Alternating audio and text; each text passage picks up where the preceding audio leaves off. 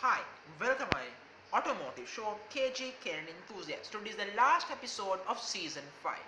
Today on the show could be season finale for this particular season. Before starting the show, I want to hit the like button and subscribe to my show.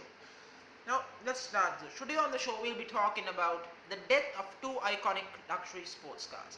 The Lotus Elise, the Lotus Exige. Now Evora would be in this list, but the Evora goes towards the end of the year. So let's get the basics. Some brief history lesson. The Lotus Elise was first created in 1996, which was Lotus's return to the luxury roadster market.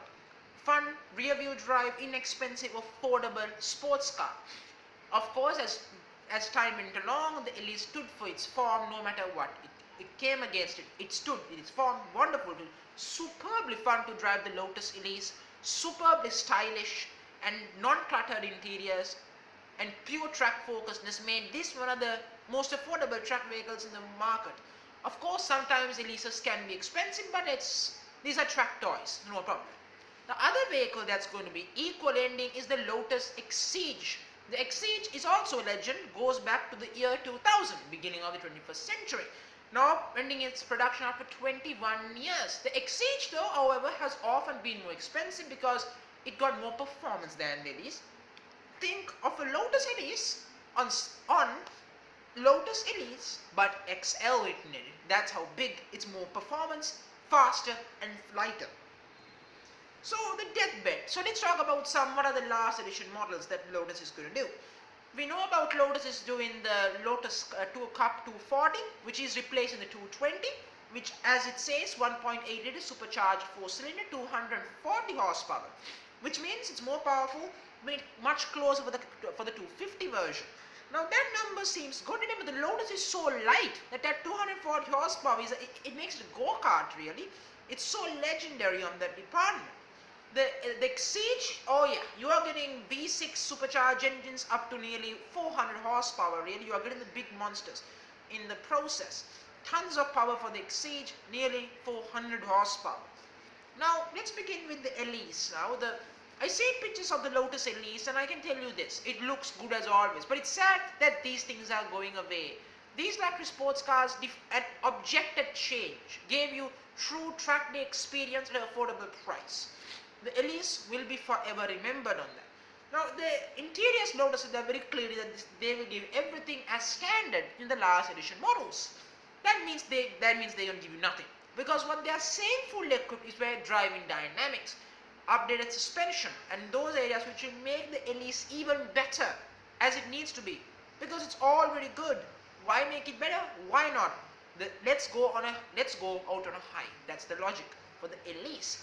Now of course the Cup 250 of course is also getting these mild tweaks, not on performance but on suspension and those areas.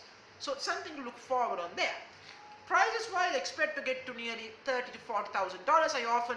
Might be often high because optional extras. When you buy these things, you pay at least 10 grand more for these things. So I would argue 20 to 30, if you're in the UK, 27,000 pounds up to maybe 40,000 pounds.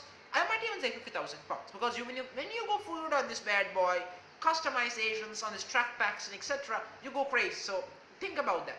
They say 27,000 pounds and above, but I'm going to say it's going to cost way more, $50,000, $60,000, 56,000 pounds anyway. Now the Exige comes on with the power band, tons of horsepower, nearly 400 ponies with supercharged V6. It's been pushed in bumping power as well. I will not say the numbers of it because you know those numbers already. If you by the time watching this video, you know numbers. But think about the Exiges. Think of it as a Evora that's been stripped down.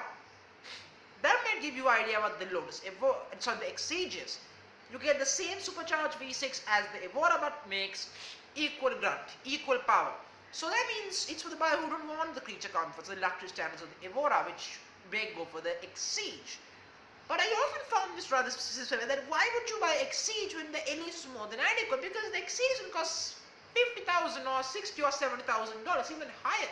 Because unlike the Elise, I would say $50,000 a price cap. In the Exige, the price cap is way above that. So that's something to really clarify here. Safe to say, I'm going to clarify here. Moving on from let's give the big fact. What to expect for their replacements? Now, what about the Evora? if you go to the Wikipedia page, you will see the Lotus Evora ends production 2021. The production isn't over yet. It's going to go through the year. Probably late part of this year is when they are going to sell the large edition model, which is signaled marking the end of the Evora.